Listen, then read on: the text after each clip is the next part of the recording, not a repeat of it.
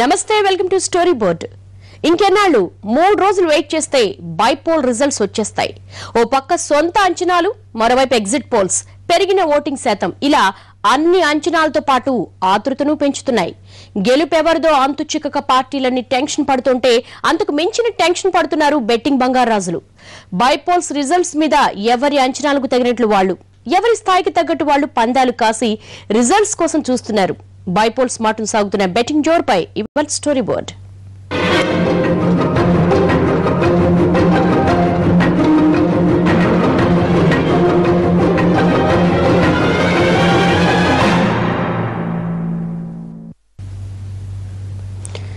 Bypolls పూర్తయ్యాయి, కానీ results కి ఇంకా టైం ఉండడంతో బెట్టింగ్ రాయులు రెచ్చిపోతున్నారు. 100కు 200 అని కొందరు, 100కు 400 అని కొందరు, సామాన్యులు కూడా బెట్టింగులు కాసేలా వలలు వేస్తున్నారు. కొందరు పంతాలకు పోయి బెట్టింగులు కాస్తుంటే మరికొందరు బుకీలు చూపించే ఆశలకు బోల్తా పడి పందాలు కాస్తున్నారు. కారణం ఏదైనా సరే, పందెం ఏదైనా సరే, బుకీలు మాత్రం కాయ్ రాజా కాయ్ అంటూ పందాలు కాస్తున్నారు.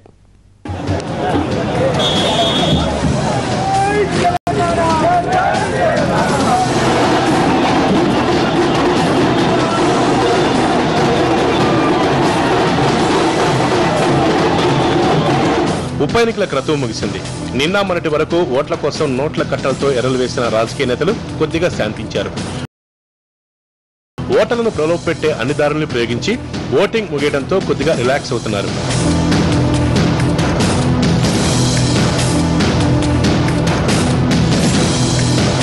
ఎన్నికల వాతావరణం కొద్దిగా చల్లబడుతుంటే తెర వెనక మాత్రం బెట్టింగ్ జోరు ఊపందుకుంటోంది.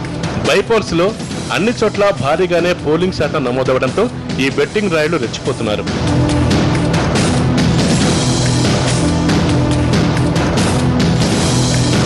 ఓటర్లు ఉప ఎన్నికల్లో అభ్యర్థుల తలరాతలు రాసేశారు.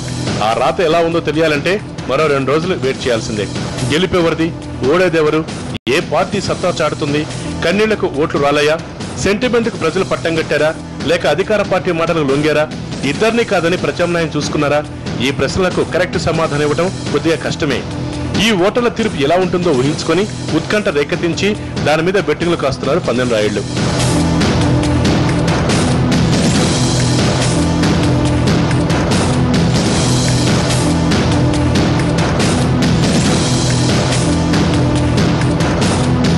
మా నేత గెలుస్తాడంటే మా నేత గెలుస్తాడని, మా పార్టీకి ఎక్కువ సీట్లు వస్తాయంటే మా పార్టీకి ఎక్కువ సీట్లు వస్తాయని తొడలు కొట్టుకుంటూ, మీసాలు మెలేసుకుంటూ, జబ్బలు చరుచుకుంటూ పంతాలకు పోయి మరీ పందాలు కాస్తున్నారు.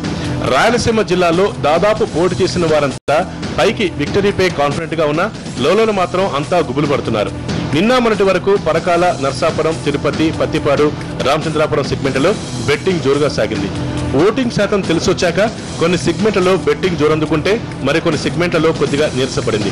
చాలా సెగ్మెంట్లలో ఆయా పార్టీలకు చెందిన ద్వితీయ శ్రేణి నాయకులే పందాలు కాస్తున్నారు. తెర వెనక నుంచి వాటిని నిర్వహిస్తున్నారు. సామాన్యుల నుంచి బడాబాబుల వరకు అందరినీ ఈ బెట్టింగ్ మాయలో పడి అదృష్టాన్ని పరీక్షించుకుంటున్నారు. ఉప ఎన్నికలే టెన్షన్ క్రియేట్ చేస్తే భారీగా వచ్చిన పోలింగ్ శాతం ఆ ఉత్కంఠను డబుల్ చేసింది. పోటాపోటీగా ఉండే సెగ్మెంట్లలో ఈ బెట్టింగ్ లక్షలు దాటి కోట్లలోకి కూడా పాకింది. అంతెందుకు, పోలింగ్ జరుగుతున్న 18 సెగ్మెంట్లోనే కాదు, స్టేట్ వైడ్ బెట్టింగ్లు సాగుతున్నాయి. మధ్యవర్తుల వద్ద ముందుగానే డబ్బు పెట్టేసి బెట్టింగ్లకు దిగుతున్నారు. బైపోల్ బెట్టింగ్ 100 కోట్లు మార్కు దాటి 1000 కోట్ల వైపు పరుగులు తీస్తోంది. ఎన్నికల ముందు వరకు బెట్టింగ్ ఒకలా సాగితే భారీగా నమోదైన పోలింగ్ శాతం బెట్టింగ్ రూటు మార్చేసింది.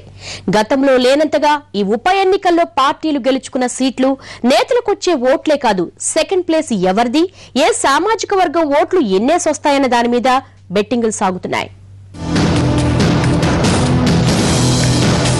ఓట్లకు నోట్లు వేసేది నేతలైతే వాళ్ళ సీట్లకు కోట్లు కోల్పోయేది బెట్టింగ్ రాయుళ్లు. కోట్లకు కోట్లు కళ్ల ముందే కొట్టుకుపోతాయి, కొంపలు కూలిపోతాయి.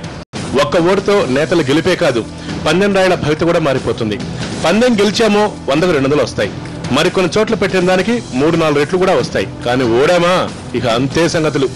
కొన్ని చోట్ల ఈ బెట్టింగ్ల కోసం ఉన్న ఆస్తులు, ఆఖరికి భార్యల పుస్తలకు కూడా కాళ్ళు వచ్చేస్తాయి.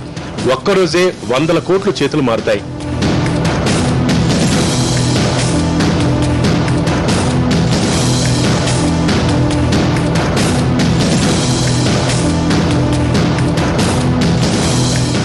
ఈ బైపోల్స్ బెట్టింగ్ ఐపీఎల్ ఫీవర్ ని మించిపోయేలా కనిపిస్తోంది. మొత్తం 18 సెగ్మెంట్లలో బైపోల్స్ జరిగితే వాటిలో 11 స్థానాల్లో 2009 కన్నా ఓటింగ్ శాతం ఎక్కువగా నమోదైంది. ఒక రాయచోటిలో 2009లో 46గా ఉన్న ఓటింగ్ శాతం ఇప్పుడు ఒకసారిగా 80కి పెరిగింది. నరసాపురంలో అత్యధికంగా 90% ఓటింగ్ జరిగింది. ఇక ఎమ్మిగనూరులో 2009తో పోలిస్తే 10% ఓటింగ్ పెరిగింది. ఇలా పెరిగిన ఓటింగ్ శాతం కూడా బెట్టింగ్ కొత్త ఊపినిచ్చింది. దీంతో ఇప్పటికే 100 కోట్లు చేతులు మారాయి. క్రికెట్కు అలాంటి వాటికి పరిమితమైపోయినాయి. ఇప్పుడు రాజకీయాల్లో ఎవరు గెలుస్తారు, ఎవరు ఓడిపోతారు, ఓడిపోతే ఎంత ఇస్తారు, ఈ రకమైన పంద్యాలు కొత్తగా పుట్టుకొచ్చినాయి. ఈ సంస్కృతి కూడా మనకు కొత్తది. కానీ దీంట్లో కొంత ఏంటంటే ఈ రకంగా వస్తున్నటువంటి సర్వేలు ఇవన్నీ చూసినప్పుడు పలానా పార్టీ గెలుస్తుంది, పలానా పార్టీ స్వీప్ చేస్తుంది, పలానా పార్టీ అసలు గెలవదు అని చెప్పి మనకు ముందే ఎగ్జిట్ పోల్స్ రండి, ప్రీ పోల్స్ రండి ఇవన్నీ జరుగుతున్నాయి కదా. వీటన్నిటి కూడా ఏదన్నా ఇంటర్నేషనల్ కుట్ర లాంటివి కాకపోయినా కూడా ఒక ఈ నూతన ఆర్థిక సంస్కరణల ఫలితమని కొత్త సంస్కృతులు కొన్ని పుట్టుకొస్తున్నాయండి. అంటే ప్రతి దాన్ని కమర్షియలైజ్ చేయటం. అంటే ఇప్పుడు క్రికెట్ ఉందనుకోండి, దాంట్లో కొత్త రకం పెట్టేసి దాన్ని కమర్షియలైజ్ చేయటం అనమాట. అలా ప్రతి అంశాన్ని కమర్షియలైజ్ చేసే పరిస్థితిలో భాగంగా ఇవన్నీ ఏంటంటే ఇవి సర్వేలు చూసి లేకపోతే మీడియా రిపోర్టులు చూసి కొంతమంది పంద్యాలు వాళ్ళ తాహతుకు మించి కూడా కట్టే అవకాశం ఉంది. ఎన్నికల ఫలితాల కోసం మధ్యవర్తుల దగ్గర ఓట్ల కట్టలు మూలుగుతున్నాయి. మెజార్టీ ఓట్లపై ప్రధానంగా అన్ని పార్టీల నాయకులే కాయ్ రాజా కాయ్ అంటూ బెట్టింగ్ దిగుతున్నారు. స్థానికంగా ఉన్న ఓటు బ్యాంక్, తమ క్యాండిడేట్ ప్రచారం చేసిన తీరు ఇవి మాత్రమే కాదు, తెర వెనక ప్రలోభాలను కూడా లెక్కలేసుకుని ఎవరికి వారు విజయం మీద బీరాలు పోతూ పందాలు దిగుతున్నారు. ఇక బెట్టింగ్లో కొన్ని ముఖాముఖి జరుగుతుంటే మరికొన్ని హైటెక్ పద్ధతిలో గుట్టుగా సాగిపోతున్నాయి. బళ్ళాలి, బెంగళూరులో బెట్టింగ్ రాయిలు మకామేసి బెట్టింగ్ నిర్వహిస్తున్నారు. గెలుపోవటంలో ఒకటే కాదు, వారు సాధించే మెజార్టీ మీద కూడా బెట్టింగ్లు చాలా జోరుగా ఊపందుకున్నాయి. చాలా తక్కువ సీట్లు ఉన్నాయి, తర్వాత ఎక్కువ పార్టీలు ఉన్నాయి, తర్వాత ప్రతినిధులకు ఎవరెవరు గెలవాలనో పట్టుదల బాగా పేరుకుని పోయింది. వాళ్ళు ఒకరినొకరు ఛాలెంజ్ చేసుకుంటున్నారు. ఆ ఛాలెంజ్ చేసుకునే ప్రక్రియ బాగా పెరిగిపోయి పరిణామాలు ఇట్లా వస్తుంది. వాళ్ళు ఇదొక వ్యసనం కింద తయారవుతుంది. తన పట్టుదల గెలవాలని, తమ సాధించుకోవాలని, సాధించుకొని తీరుతామని తాము అనుకున్నటువంటి లెక్కలపైననే ఆధారపడి సత్యాన్ని, వాస్తవాన్ని లోపల ఉండేటువంటి పరిణామాలని అర్థం చేసుకోకుండా బాగా మొండిగా వాదించే లక్షణమే ఈ బెట్టింగ్కు దారితీస్తుంది. అజ్ఞానం, మూర్ఖత్వం, తర్వాత మొండి సాహసం ఇవన్నీ కలిస్తే బెట్టింగ్కు దారితీస్తుంది.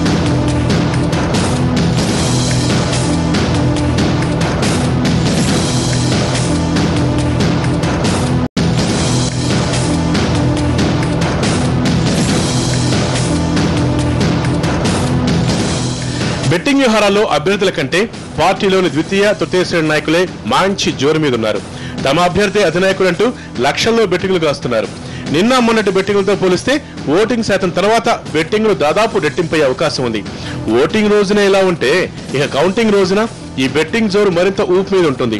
ఒక్కో సెగ్మెంట్ లో ఒక్కో రౌండ్ ముగుస్తున్న కొద్దీ బెట్టింగ్లు ఊపందుకుంటూ ఉంటాయి. ఫోన్లలోనే కోట్లలో బెట్టింగ్లు కాస్తుంటారు. రిజల్ట్స్ రోజు ఫ్యాన్ గాలి ఏమాత్రం కొద్దిగా వీస్తున్నట్లు అనిపించినా, సైకిల్ కొద్దిగా స్పీడ్ అందుకున్నట్లు కనిపిస్తున్నా, చేయి జోరు కాస్త కనిపించినా బెట్టింగ్ రేట్లతో పాటు అమౌంట్లలో కూడా క్షణాల్లో భారీగా తేడాలు వచ్చేస్తాయి. బెట్టింగ్ బాబుల ధీమా ఎలా ఉన్నా ఓటర్లు మనస్సు ఎవరి వైపు మొగ్గు చూపుతుందో అని అటు అభ్యర్థులతో పాటు ఇటు బెట్టింగ్ రాయులు కూడా తెగ టెన్షన్ పడిపోతున్నారు. అసలు బెట్టింగ్ అంటే ఏంటి, బెట్టింగ్ల తీరు ఎలా ఉంటుంది, వివరాలు షార్ట్ బ్రేక్ తర్వాత చూద్దాం.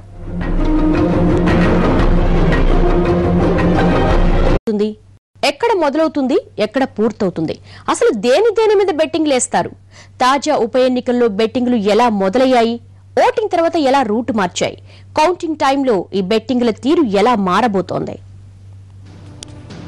2009లో 13వ అసెంబ్లీ కొలువు తీరిన తర్వాత ఇప్పటికే 5 సార్లు ఉప ఎన్నికలు వచ్చాయి. మిగిలిన బైపోల్స్ కన్నా ఈ ఉప ఎన్నికల మీద పార్టీల అంచనాలు, ఓటర్ల తీర్పును ఎవరూ ఊహించలేకపోతున్నారు. సిట్టింగ్ సీట్లలో కొనైనా దక్కించుకోవాలని స్టేట్ కాంగ్రెస్ అధిష్టానం చెమటొడిచింది. ఇక సెంటిమెంట్ని ఎలాగైనా పండించి 2014 బాటలు వేసుకోవాలని వైఎస్ఆర్సీపీ భావించింది. పిట్టపోరు మధ్య పిల్లిల టీడీపీ ఎలాగైనా ఒక్క సీటులో దక్కించుకోవాలని ఆశపడింది. మొన్నటి మహబూబ్ నగర్ విజయం తర్వాత కమల్నాథ్లు కూడా బైపోల్స్ మీద పెద్ద ఆశలే పెట్టుకున్నారు.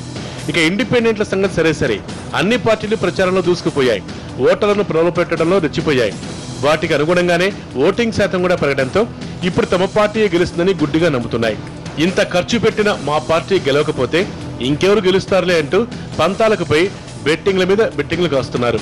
శాస్త్రీయమైన వాస్తవాన్ని తెలుసుకునే హేతుబద్ధమైన ఆలోచనలు పూర్తిగా లోపించి ప్రజలు తాము చెప్పిందల్లా గుడ్డిగా నమ్ముతారని ఆశించి తాము పెట్టిన ఖర్చులు, పెట్టుబడులు, బంగారాలు, వెండి అన్నీ కూడా పనిచేస్తున్నాయని బండగా మొండిగా నమ్మి ఆ అహంకారంతో, ఆ అహంభావంతో తమ వాదనను నెగ్గించుకోవడానికి చేసే దుర్మార్గం ఇది. 2009 ఎన్నికల్లో టీడీపీ గెలుస్తుందని, కాంగ్రెస్ ఓడిపోతుందని, చిరంజీవి సీఎం అవుతారని ఇలా నోట్లు కోట్లే కాదు ఇళ్లు ఆస్తులు కూడా పందాలు కాసి కేవలం ఒక్క సామాజిక వర్గం వాళ్లే 600 కోట్లకు పైగా నష్టపోయారని అప్పట్లో అంచనా. ఇక అందరి పందాలు లెక్కేస్తే అది మరింత పెరుగుతుంది. ఇప్పుడు జరిగిన 18 అసెంబ్లీ, నెల్లూరు పార్లమెంట్ స్థానానికి కూడా భారీగా బెట్టింగ్లు సాగాయి. ఏ పార్టీ ఎక్కువ సీట్లు గెలుచుకుంటుంది అనే అంశం మీదే ఎక్కువ మంది బెట్టింగ్లు కాశారు.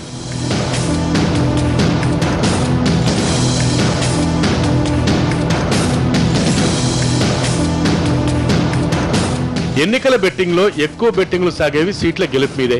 వైఎస్ఆర్ కాంగ్రెస్ కు 18 సీట్లు వస్తాయని పందెం కాసిన వాళ్ళు లేకపోలేదు. ఎవరికి వాళ్ళు తమ పార్టీకి ఇన్నే సీట్లు వస్తాయని పందాలు కాస్తూనే ఉన్నారు. ఇలా పాజిటివ్ పందాలే కాదు, నెగటివ్ పందాలు కూడా ఉంటాయి. కాంగ్రెస్ కు ఒక్క సీటు కూడా రాదు, కావాలంటే పందెం. టీడీపీ ఒక్క సీటుకే పరిమితమైపోతుంది, కావాలంటే పందెం అంటూ ప్రత్యర్థుల అపజయాల మీద కూడా పందాలు కాస్తుంటారు. ఇది ఒక రకమైనటువంటి జోతం అయిపోయింది ఈ పందెగాళ్ళకి, వీళ్ళందరికీ కూడా. ఇదివరకు కారు నెంబర్ల మీదను, ఇంకో దాని మీద పందాలు కట్టేవాడు. ఈ పందాలు కాస్తే ఈ రోజున ఈ ఎన్నికల మీద, ఈ గెలుపుల మీద, లేకపోతే వచ్చేటటువంటి మెజార్టీల మీద, సంఖ్యల మీద, లేకపోతే సెకండ్ ప్లేస్ అనో, థర్డ్ ప్లేస్ అనో, ఇలా రకరకాలుగా వాడు పందెం కాసుకోవటం కోసం రకరకాలైనటువంటి విధానాలను పెట్టడం జరుగుతుంది. ఈ జోదంలో ఒక భాగమే పేకాట, వీటిల మాదిరే ఈ 3 మొక్కలాట మాదిరే ఇది జోదంలో ఒక భాగమే. ఇది చాలా అవాంఛనీయమైనటువంటి పరిణామం, ఈ సమాజానికి చాలా చెడు పరిణామాలకి దారితీస్తుంది. కాబట్టి ఈ పందాలని, ఈ ఎన్నికల మీద జరిగేటటువంటి ఈ పందాలని జోదం లాంటిదే కాబట్టి దీన్ని నిషేధించాలని చెప్పి నేను అభిప్రాయపడ్డాను. ఈ పందాలన్నీ జస్ట్ ఫోన్ కాల్ మీదే సాగిపోతుంటాయి. మొత్తంగా చూస్తే వైఎస్ఆర్ సిపి పైనే ఎక్కువ బెట్టింగ్ సాగుతున్నాయి. పాజిటివ్ బెట్టింగ్స్ కు పందానికి 100కు 200 వస్తాయి. నెగటివ్ బెట్టింగ్స్ మీద 100కు 300-400 కూడా వస్తాయి. ఇప్పుడు పోల్ పర్సంటేజ్ పెరగడంతో పందెం రేట్లు కూడా పెరిగిపోతున్నాయి. ఇలా సీట్ల లెక్కలు దాటితే ఇక సెకండ్ ప్లేస్ ఎవరికి దక్కుతుంది అన్న అంశం మీద కూడా బెట్టింగ్లు సాగుతాయి. కాంగ్రెస్ కు 10 చోట్ల సెకండ్ ప్లేస్ వస్తుందని ఒకరు పందెం కాస్తే, టీడీపీకి 8 చోట్ల సెకండ్ ప్లేస్ వస్తుందని మరొకరు పందెం కాస్తున్నారు. బెట్టింగ్ కాదు కదా, ఏది అసలు ఇలాంటి పిచ్చి ఆలోచనలు ఉండేవి కాదు. ప్రజలను ఒక దేవుడిగా పూజించేవాళ్ళు. తర్వాత ఎన్నికలైన తర్వాత అభ్యర్థులు, గెలిచేవాళ్ళు, ఓడేవాళ్ళు అందరూ అన్నదమ్ముల్లాగా స్నేహితంగా కౌంటింగ్ వద్ద కూర్చొని, ఆ తర్వాత కొంతకాలానికి కౌంటింగ్ వద్ద కూర్చోలేని వాళ్ళు ఓడిపోతామనే భయంతో లేచిపోయేవాళ్ళు. కానీ లేకపోతే అంతా వేళ హాయిగా కౌంటింగ్ వద్ద కూర్చొని మాట్లాడుకొని వచ్చేవాళ్ళు. అంతే తప్ప ఈ మొండి సాహసాలు కానీ, దురాలోచనలు కానీ, ఈ పట్టుదలలు కానీ, అహంకారాలు కానీ ఎక్కడ కూడా ప్రజాస్వామ్యంలో ప్రదర్శించకూడదు. అలా జరగలేదు. ఇటీవల జరుగుతున్నాయి 10-15 ఏళ్ల నుంచి ఈ పరిణామం ఎక్కడికి పోతుందో చెప్పలేము. ఓటింగ్ శాతం పెరగడంతో ఇప్పుడు కొన్ని సీట్లలో బెట్టింగ్ రేట్లు మారిపోయాయి. మొదటి నుంచి అందరి దృష్టిని ఆకర్షిస్తున్న పరకాలలో ఓటింగ్ ఎప్పుడూ లేనంత స్థాయిలో 84% ఓటింగ్ జరిగేసరికి బెట్టింగ్లు మరింత ఊపందుకున్నాయి. ఇక టీఆర్ఎస్ గెలుస్తుందని కొందరు పందెం కాస్తుంటే, వైఎస్ఆర్సీపీ గెలుస్తుందని మరికొందరు పందెం కాస్తున్నారు. మొత్తానికి ఓటింగ్ శాతం పెరగడంతో పరకాలలో బెట్టింగ్ జోరందుకుంది. పొలిటికల్ పార్టీలకి ఏంటంటే పెద్ద పెద్ద పందాలు మేము మా గెలుపు కోసం కడుతున్నారంటే వాళ్ళకి మోరల్ బూస్ట్ కింద పనికొస్తుంది ఒక పార్టీకి, ఏ రాజకీయ పార్టీకైనా. అది కూడా వాళ్ళకి ఎన్నికల్లో ఉపయోగపడే ఒక ప్రచారాస్త్రం కింద ఉంటుంది. చూసారా, ఇన్ని సర్వేల్లో మా పార్టీ గెలుస్తుంది, మా పార్టీ కోసం 10కి 100 పందెం కట్టేవాళ్ళు ఉన్నారు.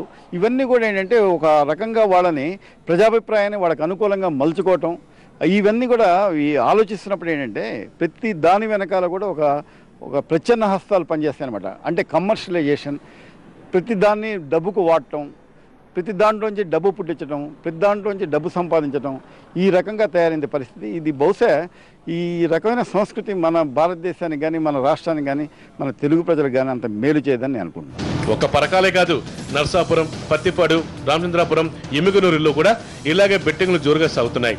ఇప్పటికే ఇందుకోసం కొన్ని వందల కోట్లు చేతులు మారాయి.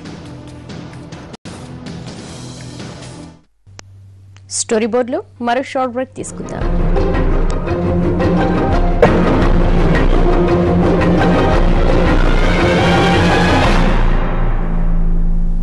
Welcome back. సీట్ల సంఖ్య, సెకండ్ ప్లేస్ ఒక్కటే కాదు, తమ అభ్యర్థికి వచ్చే మెజార్టీ మీద కూడా బెట్టింగులు సాగాయి. ఇది కాస్త ముందడిగేసి సామాజిక వర్గం ఓట్లు ఎన్నొచ్చాయి అన్న దాని మీద బెట్టింగులు సాగుతున్నాయి. అన్నేసి కోట్లు గుట్టుగా ఊరికేం పెట్టరు. ఎక్కడ రిజల్ట్ ఎలా ఉండబోతోందా అని తెలుసుకోవడానికి సర్వేలు కూడా చేయించుకుంటున్నారు.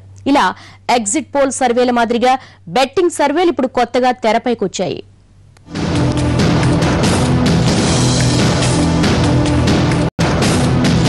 ఇక సీట్ల సంఖ్య కాకుండా ఏ పార్టీకి ఎన్ని సీట్లు వస్తాయన్న అంశం మీద బెట్టింగ్లు సాగుతున్నాయి. పరకాలలో గెలుపవరిది అన్న విషయమే కాదు, ఎవరికి ఎన్ని ఓట్లు వస్తాయన్న అంశం మీద బెట్టింగ్లు సాగుతున్నాయి. మెజార్టీ ఎవరికి వస్తుందనే అంశం మీద కూడా బెట్టింగ్లు జోరుగా సాగుతున్నాయి. ఉదయగిరి, నర్సాపురం, రాయచోటి, రైల్వే కోట సెగ్మెంట్లలో ఎవరికి ఎంత మెజార్టీ వస్తుందంటూ బెట్టింగ్లు పెడుతున్నారు.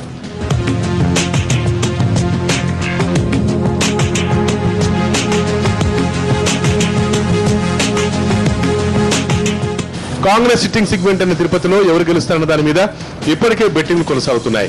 ఓటింగ్ శాతం కొద్దిగా పెరగడంతో అవి కాస్త ఊపందుకున్నాయి. ఓటింగ్ శాతాలతో పాటు సామాజిక వర్గం ఓట్లు ఎన్ని వస్తాయన్న అంశాల మీద బెట్టింగ్లు సాగుతున్నాయి. ఇలా కాదేది బెట్టింగ్ కు అనర్హం అన్నట్లు సందు దొరికితే చాలు పందెం తెక్కాహేస్తున్నారు. ఈ జూదం, ఇది ఒక జూదం లాంటిది. ఈ జూదాన్ని కంట్రోల్ చేయాలి. కంట్రోల్ చేయలేకపోతే హార్స్ రేసింగ్ లాగా లీగలైజ్ అయినా చేయాలి. ఇప్పుడు హార్స్ రేసింగ్ కూడా అక్కడ లీగలైజ్, ప్రభుత్వం ఆథరైజ్డ్ పర్సన్ ఒక ఆయన ఉంటాడు, అక్కడికక్కడ బెట్టింగ్ కాస్తారు. ఆ గుర్ర పందాల యొక్క వాళ్ళ ఆ గుర్రం, పరిగెత్తే గుర్రం మీద కాస్తారు కదా, వాళ్ళ గుర్రం యొక్క అమ్మ, నాన్న, తాతలు చరిత్ర ఏంటి, ఎక్కడ గెలిచింది ఆ గుర్రం అనే చరిత్ర అంతా చూసుకుని కాస్తారు. అయినా ఫస్టా సెకండా అనే దాని మీదే కాస్తారు. అలాగే రాజకీయం, ఇక్కడ బెట్టింగ్ ఎలా చేయాలి అని అంటే తెలుగుదేశం పార్టీకి ఎంత చరిత్ర ఉందో, ఎంత గెలిచిందో, ఆ నాయకుడు ఎంత సమర్థుడు దాని మీద కాయాలి.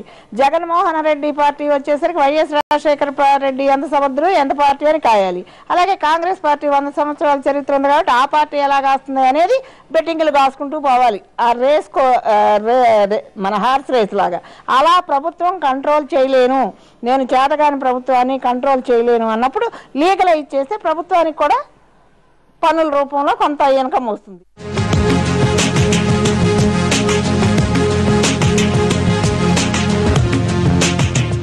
రాయదుర్గం, పరకాల, తిరుపతి వంటి సెగ్మెంట్లలో పార్టీలో ముఖ్య నేతలే బెట్టింగ్లు వేస్తున్నారు.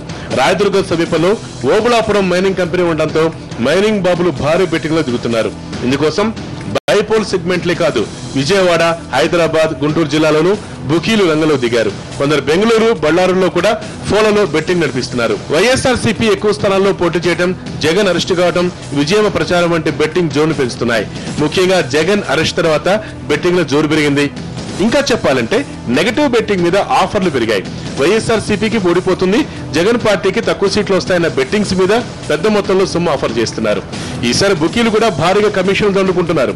గతంలో 1-2% ఉండే కమిషన్లు ఈ బైపోల్స్ లో ఏకంగా 3 నుంచి 5% పెరిగాయి. మధ్యకాలంలో క్రికెట్ బెట్టింగ్లు చూసినాం, లేకపోతే ఇంకేదో బెట్టింగ్, కానీ ఇది కొత్తగా రాజకీయాల మీద బెట్టింగ్ నడుస్తున్నట్టు గత ఎన్నికల్లో కొన్ని సందర్భాల్లో చూసాం. కానీ ఇది మంచి సంప్రదాయం కాదు.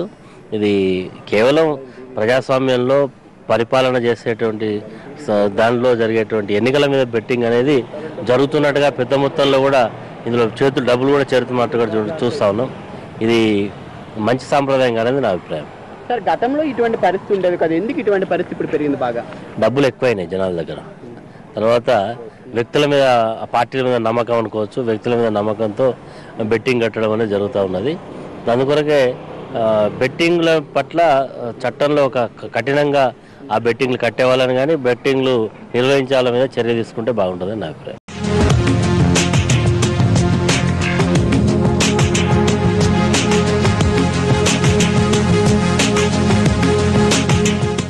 సరే, బెట్టింగ్ల సంగతి పక్కన పెడితే ఇప్పుడు వాటి నుంచి కొత్తగా ఓ సంస్కృతి పుట్టుకొచ్చింది. అభ్యర్థి గెలుస్తాడా లేదా అన్నది ముందే తెలుసుకుని బెట్టింగ్లు వేయడానికి స్పెషల్ గా సర్వేలు కూడా చేయించుకుంటున్నారు. బెట్టింగ్ పెట్టక ముందు, పెట్టిన తర్వాత ఈ సర్వేలు చేయించుకుంటున్నారు. ఇది ఈ బైపోల్ సృష్టించిన కొత్త సంస్కృతి. ఇన్నాళ్లు అభ్యర్థి గెలుపోటముల గురించి జరిగిన సర్వేలు ఇప్పుడు బెట్టింగ్ రాయల కోసం చేస్తున్నారు. ఈ పందాలు కాసుకోవాలి దేనికో దాని మీద. చివరికి ఇక ఎన్నికలు ఒకటి దొరికినాయి చక్కగా. అందుట్లో ఈ మధ్య కాలంలో విపరీతంగా బై ఎలక్షన్స్ అనేవి వస్తున్నాయి. కనుక ఈ బై ఎలక్షన్స్ అనేవి ఈ పందెపు గాళ్ళకి, ఈ పందాల జోదాల గాళ్ళకి అందరికీ కూడా ఇదో వేదిక అయిపోయింది, ఇదో ప్లాట్ఫామ్ అయిపోయింది. ఇదేదో ఎప్పుడు 5 ఏళ్లకు వచ్చేటటువంటి ఎన్నికలు కాకుండా ప్రతి 6 నెలలకి 3 నెలలకు వస్తున్నాయి. కాబట్టి వాళ్ళందరికీ ఇది ఒక పెద్ద వ్యాపారం కింద, ఇది రాష్ట్ర వ్యాప్తంగా కూడా ఒక సిండికేట్ లాగా కూడా తయారైంది. ఇది స్పష్టంగా చెప్పాలంటే 2009 ఎన్నికల్లో ఇది ఒక కాంగ్రెస్ పార్టీ ఎంపీ ప్రముఖుడే దీన్ని ప్రమోట్ చేశారని, ఫ్లోట్ చేసి 100 కోట్లలో ఇది పందాలు కాసి ఈ రకమైనటువంటి పద్ధతి తీసుకొచ్చారని, దానికోసం కోట్ల రూపాయలు ఖర్చు పెట్టి సర్వే తీసుకొచ్చి ఆ సర్వే ఆధారంగా ఈ పందాలు కాయిపించారని చెప్పేటటువంటి ఒక చెడు సంప్రదాయాన్ని, ముఖ్యంగా అతి ముఖ్యంగా 2009 నుంచి ఇవి చాలా భారీ స్థాయిలో, ఇవి లోతు కంట గ్రామ స్థాయి వరకు, ఇది హైదరాబాద్ నుంచి గ్రామ స్థాయి వరకు, గల్లీ స్థాయి వరకు వెళ్ళిపోయింది. దీనిపైన ప్రభుత్వం దృష్టి సారించి కఠిన చర్యలు తీసుకుంది. ప్రైవేట్ వ్యక్తులతో ఊరూరు తిరిగి సర్వేలు చేయిస్తున్నారు. బెట్టింగ్ రాయలే కాదు, బెట్టింగ్ల కోసం అభ్యర్థులు, పార్టీలు కూడా ఈ సర్వేలు చేయించడం కోసం మెరుపు. అభ్యర్థి మీద పందెం కాసి అప్పటికప్పుడే సర్వేలు కూడా చేయించుకుంటున్నారు. రిజల్ట్స్ వచ్చే వరకు ఆగలేక కొందరు సర్వేలు చేయించుకుంటుంటే బెట్టింగ్లు ఎక్కువ కాయటానికి మరికొందరు చేయించుకుంటున్నారు. ఇలా బైపోల్ బెట్టింగ్లు వేల మంది కొంపల్లో చిచ్చుపెట్టాయి, 100 కోట్లకు రెక్కలు పుట్టేలా చేశాయి. బైపోల్ సెగ్మెంట్లే కాదు, దాదాపు స్టేట్ అంతా ఈ పొలిటికల్ బెట్టింగ్లు యమ జోరుగా సాగుతున్న పోలీసుల కంటికి మాత్రం ఇవేమీ కనిపించవు. బెట్టింగ్ల మీద కోట్లు పోసిన వాళ్ళంతా రిజల్ట్స్ కోసం చూస్తుంటే, రిజల్ట్స్ రోజు ఇంకెంత బెట్టింగ్లు చేయాలా అని బుకీలు ప్లాన్ చేస్తున్నారు. రిజల్ట్స్ వచ్చే వరకు ఎవరు ఎంత గెలుస్తారు, ఎవరు ఓడిపోతారు అన్న గుట్టు ఈవీఎంలకే ఎరుక. ఇది మంచి స్టోరీ బోర్డ్. మరంశంతో మళ్ళీ కలుద్దాం. జనగణమన పాడుదాం, దేశాన్ని గౌరవిద్దాం. నమస్తే.